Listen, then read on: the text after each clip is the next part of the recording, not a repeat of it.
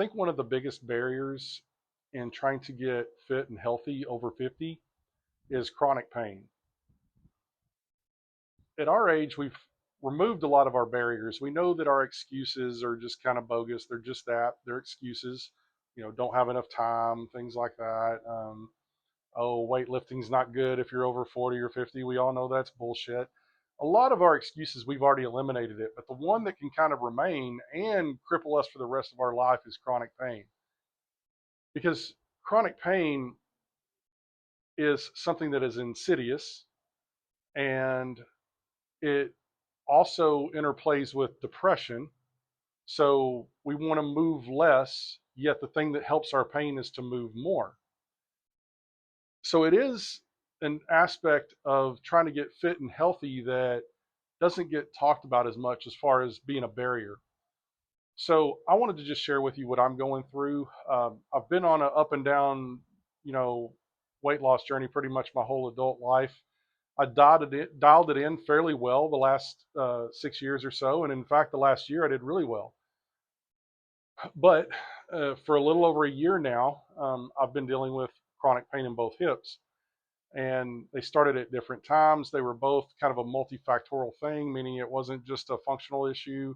There were some biopsychological factors as well, and so I've had to deal with that, and I've had to come to terms with there's more going on underneath the surface with me. And so my wellness and my health journey isn't just about getting physically fit and looking better and feeling better physically, but I need my mental health to be on point as well. And chronic pain can really start to dig at your soul enough to cause depression. And so those chronic pain and depression are often found together.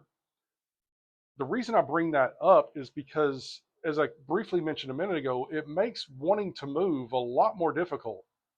Because when you have chronic depression, you really don't want to do as much. You're not as motivated. You don't want to move around. You don't want to get out of bed. You don't want to get up off the couch. It's hard to focus on things. When you're in chronic pain, a lot of those same things are in effect. So it's like you're getting kind of this double whammy of lack of movement, lack of motivation.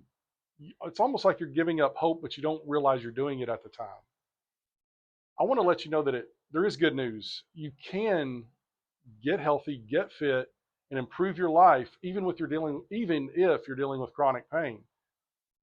I'm doing it as we speak.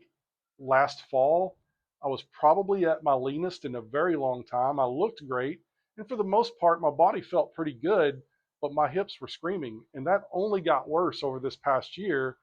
And so now, I've gained some of that weight back. I haven't been as active, haven't gone on as many walks, or haven't walked as many steps as I normally do.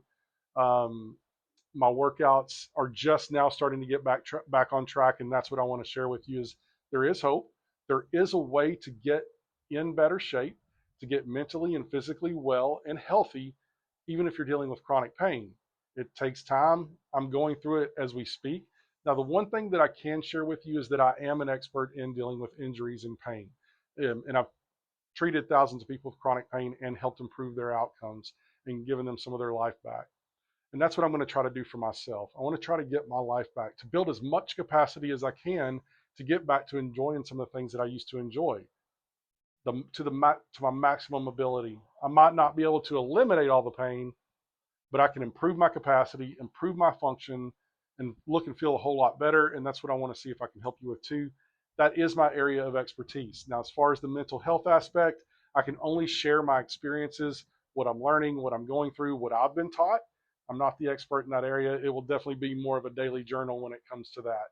When it comes to the chronic pain side of things, it's going to be a little bit of a daily journal plus some education behind it, because that is an area that I know quite a bit about.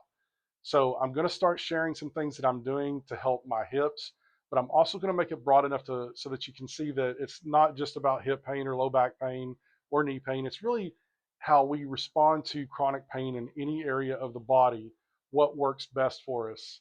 So I'll give you a couple of things really quick.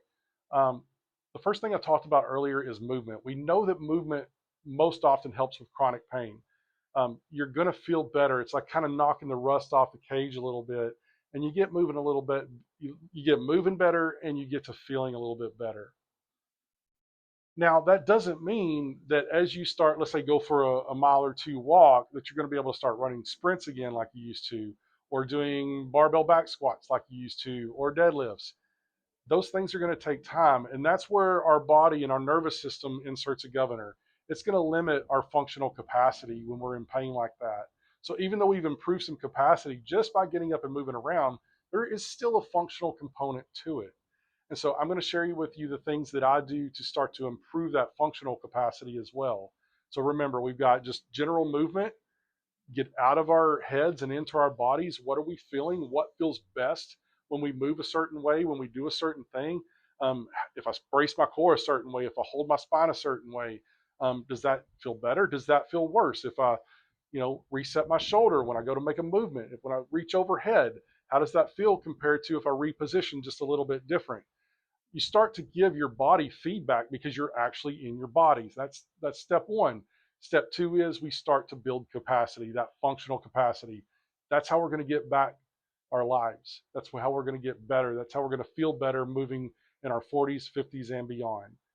So if you've resonated with any of that, if you've felt any of that before, maybe you've given up on a fitness journey due to some chronic pain.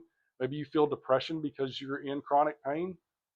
If this resonated with you, let me know. Let's build a community. Let's help and support each other. Thanks for watching, and I'll see you in the next one.